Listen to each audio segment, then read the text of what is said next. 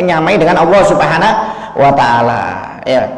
Jadi Allah itu maha tunggal, tiada Tuhan selain Allah Subhanahu wa taala. Jadi Allah itu esa. Makanya Pancasila kan ketuhanan yang maha esa. Esa itu artinya tunggal, Pak, satu. Maksudnya apa? Tuhan itu nggak ada lagi kecuali Allah Subhanahu wa taala, ya.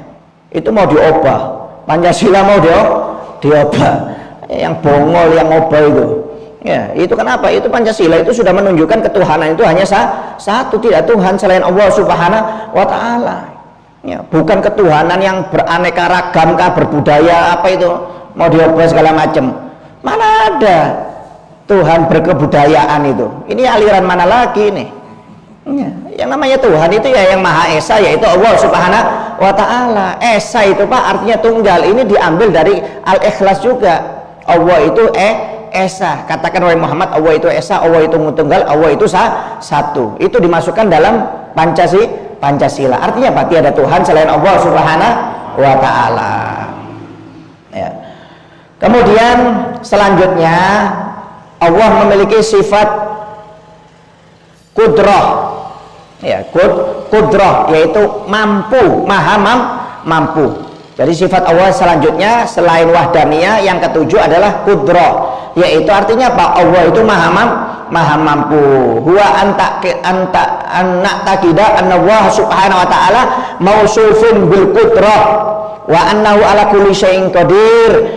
Apa maksudnya kudrah? Yaitu kita harus berkeyakinan, harus yakin di dalam hati kita bahwasanya Allah Subhanahu wa taala itu memiliki sifat berkuasa, maha kuasa. Yaitu sesungguhnya Allah Subhanahu wa taala itu maha kuasa atas segala sesuatu. Siapa, Pak, yang lebih hebat dari Allah taala? Ya, siapa yang bisa menciptakan langit? Bisakah kita menciptakan langit? Tidak ada. Yang maha mampu hanya Allah taala. Bisakah kita menciptakan gunung? Gunung aja nggak bisa, apalagi mau menciptakan bumi. Apalagi mau menciptakan langit, apalagi mau menciptakan surga, apalagi mau menciptakan neraka. Nggak ada. Allah yang paling hebat. Allah itu maha mampu. Kalau manusia merasa dirinya hebat, itu berarti orang hina namanya. Nggak ada. Yang maha hebat, yang maha mampu itu hanya Allah Subhanahu wa taala. Nah, jadi maaf kita jangan sampai sombong, ya. Seperti Namrud, seperti Fir'aun, karena merasa dirinya paling hebat, karena uangnya banyak, dihormati orang. Ya, mereka ini orang hina. Kenapa? Sampai meniadakan Allah Subhanahu wa taala. Dia beranggap dia yang paling mampu. Waliyadzubillah min dzalik. Maaf, siapa yang bisa menciptakan manusia? Ya. Nabi Adam tanpa ayah, tanpa ibu bisa jadi. Kenapa? Allah yang menciptakan. Allah maha mampu. Siti Maryam nggak pakai suami, hamil, keluar Nabi Isa alaihissalam. Siapa yang bisa seperti itu? Allah yang maha mampu.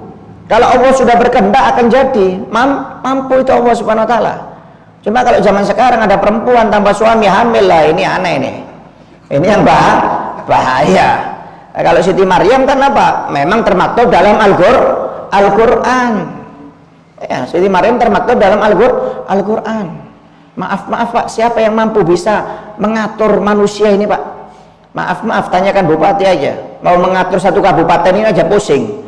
Nanti sana demo, serba salah bupatinya.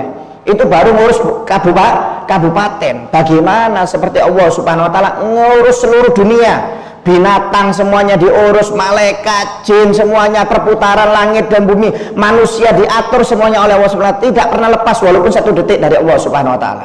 Siapa yang lebih hebat daripada Allah Subhanahu wa taala?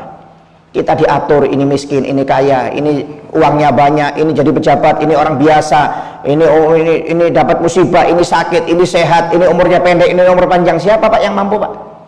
Ya, kita aja nunggu di toko mau ngitung kalkulasi toko aja pusing, padahal dibantu dengan komputer.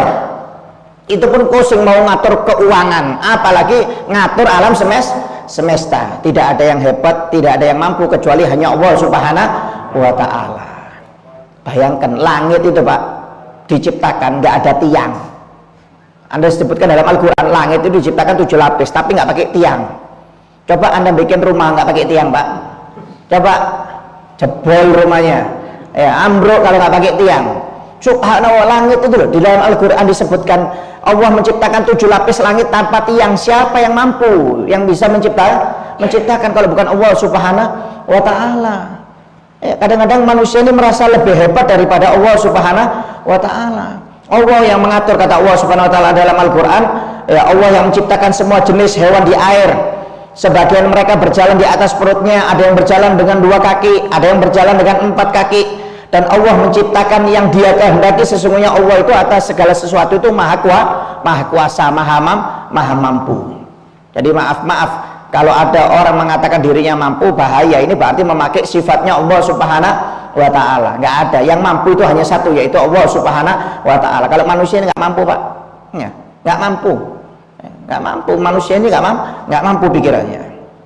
Ya, sampai-sampai Allah Subhanahu wa taala berfirman di dalam Al-Qur'an, sesungguhnya Engkau yang maha kuasa atas segala sesuatu. Engkau yang memasukkan siang ke dalam malam dan memasukkan malam ke dalam siang. Engkau yang menghidupkan orang mati, Engkau yang mengeluarkan orang hidup dari mati, dan Engkau yang mengeluarkan orang mati dari hidup. Dan sesungguhnya Allah Subhanahu wa taala itu memberi, dan Allah memberi rezeki kepada siapapun yang dikehendaki tanpa batas. Jadi Allah ini maha kuasa, Pak. Siang diganti malam, malam diganti siang, kemudian orang dihidupkan, kemudian dimasukin kubur, nanti dibangkitkan lagi di padang mahsyar. Ini dikasih uang banyak, ini dikasih uang sedikit, ini dikasih penyakit, ini dikasih sehat. Itu Allah yang maha mampu, yang mengatur. Yang lainnya nggak mampu. Dokter itu cuma periksa, Pak, ngasih resep. Sehat nggak sehat itu urusan Allah Ta'ala, bukan urusan dokter. Mati nggak mati itu urusan Allah Ta'ala. Dokter itu nggak bisa apa-apa. Ya, kalau dokter itu merasa hebat, mampu, coba suruh hidupkan orang mati kalau memang bisa. Ya, saya mengatakan saya ini dokter hebat, semua banyak pasien yang saya tangani. Ya, itu Allah yang menyembuhkan, bukan Anda, Pak.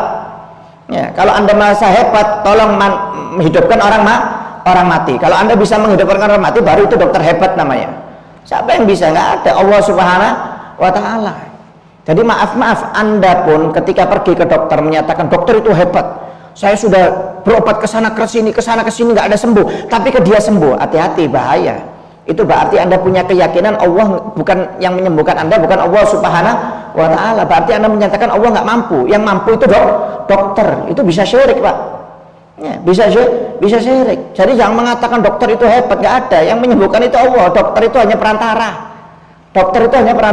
Perantara.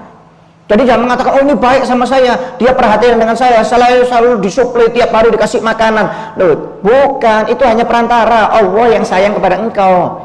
Digerakkan hati orang tersebut sehingga engkau diperhatikan. Bukan orang itu yang memperhatikan sebenarnya, tapi Allah Subhanahu wa taala yang maha mampu. Ya, sampai Namrud